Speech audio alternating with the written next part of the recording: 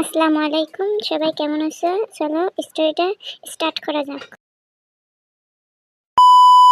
কোনো কিন্তু নেই, একটা কথা ভালো করে শোনো। এই বাচ্চা হলে কিন্তু কোনোদিনও জাঙ্কুক আর তেকে আলাদা করতে পারবে না।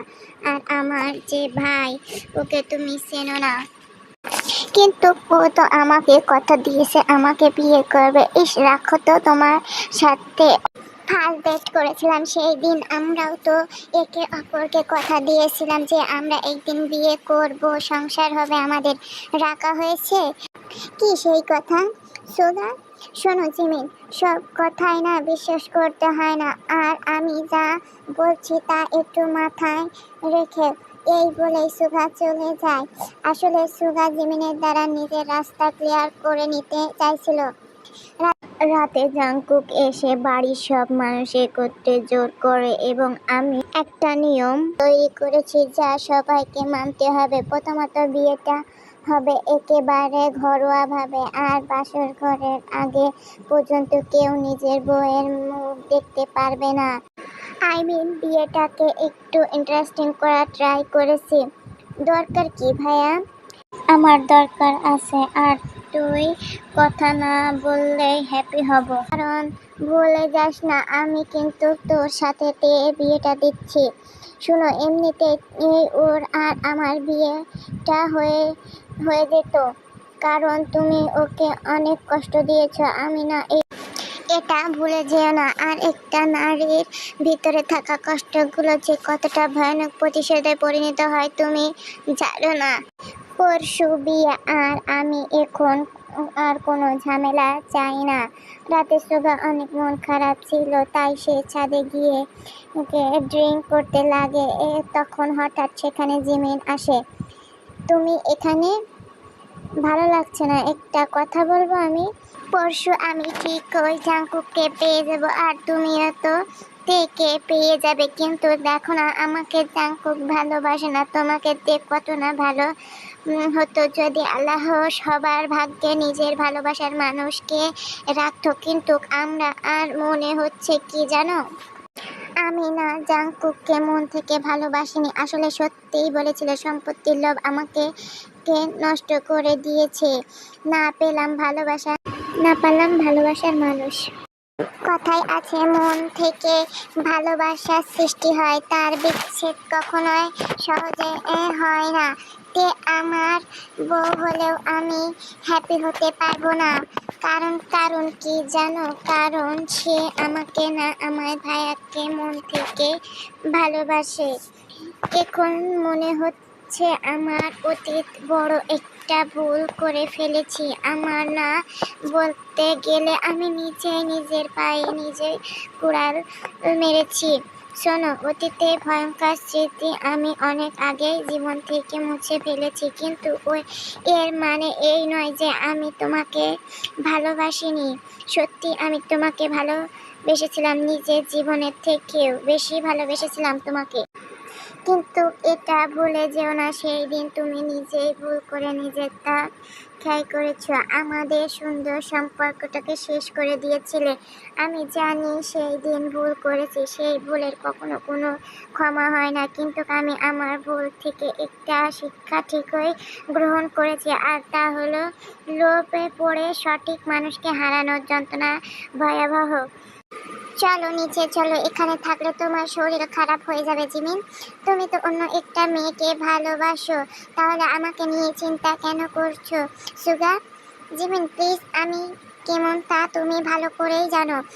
রাতে জিমিন আর সুগা দুজনেই বিয়ে নিয়ে চিন্তায় পড়ে যায়। একটা ভুল সিদ্ধান্ত যদি জীবনটাতে সকলের জীবন যদি নষ্ট করে দেয়, তখন কি হবে? এভাবে বিয়ের দিন চলে আসে। আজ তাদের বিয়ে, অথচ জাংকুক বাদে সবাই মন খারাপ। তের মনে একটাই ভয়, আর তা হলো জাংকুককে অন্যের হয়ে যাওয়া। আর জিমিন পড়ে আছে অতীতের করা ভুল নিয়ে। বিয়ের সময় তে কিছুতেই কবুল বলতে চাইছিল না, কারণ সে এসব মেনে নিতে পারছিল না। কিন্তু জাংকুক তাকে আগেই বাধ্য করেছিল। বাচ্চা হারানোর ভয়ে দেখিয়ে কোনো রকমে তাদের বিয়ে ঠিক মতো হয়ে যায়। আজ রাতকে নিয়ে কত আশা, কত প্ল্যান ছিল সুগার কিন্তু এখন আর এসব কিছুই হচ্ছে না, কারণ সে জানে তাকে এমনিতেই মেনে নেয়নি। কেন জানি জিমিনের কথা খুব মনে পড়ছে। সব কি বদলে যাওয়া সম্ভব হয় না? এমন কিছু হবে। দুই ভাইয়ের বাসর ঘর অনেক সুন্দর করে সাজানো হয়েছে। দুই ভাইয়ের রুমে তাদের বউ। কারোরই মন ভালো নেই, কারোর চোখে পানি আর কারোর মনে কষ্ট। এদিকে সুগা বাসর ঘরে না গিয়ে ছাদে চলে যায়। এই খবর যখন জাংকুকের কাছে যায় তখন সেও ছাদে যায়। কিরে ভাইয়া, তুই তো খুশির দিন আজ, তাহলে তুই এখানে কেন? তুইও তো আজ থেকে পেয়েছিস, তাহলে তুই এখানে কেন? আমি কখনোই সুখী হতে পারবো না ভাই। আমাকে না তোমাকে ভালোবাসে, এটা আমি বুঝতে পেরে গিয়েছি। আমার জায়গায় তোমার থাকার কথা ছিল। আমি অনেক কিছুই ভেবেছি এই সব নিয়ে। এমন একটা মানুষকে নিজে করে পাওয়া স্বপ্ন দেখা উচিত না, যার সাথে সম্পর্ক তৈরি হওয়া সম্ভব না। শোনো, এই সব বলে লাভ হবে না। একা বসে আছে এখন, তোর ওর উপর একটা দায়িত্ব আছে, ভুলে যাস না। আর শোন, তুই একটা কাজ কর, মাস্ক পরে নিজের রুমে যাও। একটা কথা শোনো, তুই একটু আমার রুমে যা। আগে তোমার রুমে কেন যাব? আরে জিমিন, কি যেন একটা ইম্পর্টেন্ট কথা ছিল তোর সাথে। কথাটা অনেক দরকারি, তাই তুই তাড়াতাড়ি করে আগে কথাটা শুনে আয়। আমি এখানে আছি, তোর কথা শেষ হলে আমি রুমে যাব। যা শুনে সুগা সেখান থেকে চলে যায়। অন্যদিকে জাংকুক নিজের রুমে না গিয়ে সুগার রুমে ঢুকে। রুমের দরজা খোলা শব্দ পেতে এর দম বন্ধ হয়ে যায়। জাংকুক এর ভয় দেখে মুচকি হেসে দেয়, কিন্তু চোখ তুলে তাকাতে অনেক অবাক হয়ে যায়।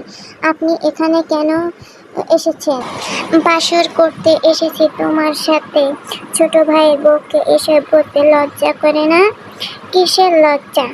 কিসের লজ্জা মানে? এত মানে টানে বুঝি না। শাড়ি পরুন, মাথা নষ্ট আপনার। নিজের বউয়ের কাছে যান।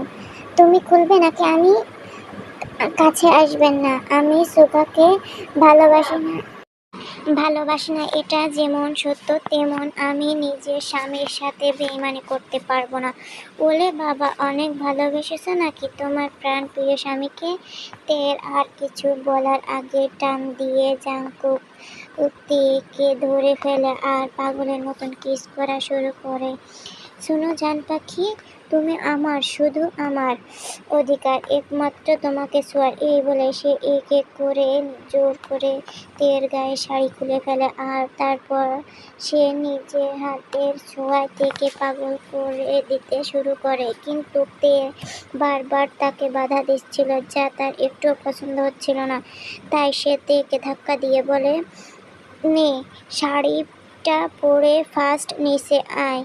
তে কেন কেন প্রশ্ন শুনতে চায়নি। ভয়েতে বলে, আসছি, আপনি যান। কিন্তু তার মাথার মধ্যে একটাই প্রশ্ন, যে মানুষটা একটু আগে তার সাথে শারীরিক সম্পর্ক করার জন্য এত জোরাজোরি করছিল, এত কিছু করছিল, সে কি করে এখন এমন আচরণ করতে পারে? কিছুক্ষণ পর নিচে গিয়ে দেখে তার আগে সেখানে জাংকুকের বাবা মা, জিমিন, সুগা সকলে উপস্থিত। মনের মধ্যে একটা ভয় কাজ করছিল, তার না জানি এইবার জাংকুকের আদেশ দেয় হল রুমে বাসর করবে। ছেলে টাকা দিয়ে তার 2 পয়সায় বিশ্বাস নেই। এখানে কেন সবাই? কি ভাইয়া, আমরা এখানে কেন এত রাতে এসেছি? জিমিন বলল যে তুমি নাকি ডেকেছ। বুঝি না। এর কাছে গেলে বলে ওর কাছে যাও, আবার ওর কাছে গেলে বলে আমার কাছে আসো। শোন, আমি একটা ইম্পর্টেন্ট কথা বলবো, বিশেষ করে সুগা আর তে, মন দিয়ে শোন। আগে তুই আমাকে অ্যান্সার দে, তুই কি সত্যি তের সাথে থাকতে চাস? কেউ কিছু বলবে না, সবটা তোর ওপর নির্ভর করছে। আমি সত্যি থাকতে চেয়েছিলাম, কিন্তু তে তো আমাকে ভালোই বাসে না। তুমি কি ভালোবাসো আমাকে তে? কখনোই না, কারণ আমি জাংকুককেই ভালোবাসি আর সারা জীবন তাকেই ভালোবেসে যাব। যতই তুমি আমার স্বামী হও না কেন, আমি বাধ্য হয়ে এই বিয়েটা করেছি, বুঝতে পেরেছো? কিন্তু কি আর করার, আমরা এখন একে অপরের জীবন সঙ্গী হয়েছে। থামো, তোমরা সবাই যদি সবকিছু ঠিক হয়ে যায় তখন কি করবে? এটা শুনে জিমিন বলে ওঠে, যদি এই প্রশ্ন আমাকে করা হয় তাহলে আমি সুগাকেই বেছে নিব, কারণ মনে হয় না জাংকুক আর আমার মধ্যে ভালোবাসা আছে আর হওয়াটা সম্ভব নয়। কারণ কি জানো, সে সারাটা জীবন আমাকে নিজের ভাইয়ের বউয়ের জায়গায় দেখেছে। যাক, এত না ঘুরিয়ে বলে দেওয়া যাক, আসলে সবার বিয়ে তো ঠিকই হয়েছে, কিন্তু একটাও সত্যি বিয়ে না। স্টোরিটা ভালো লাগলে অবশ্যই লাইক করো, কমেন্ট করো, শেয়ার করো। আল্লাহ হাফিজ, বাই বাই।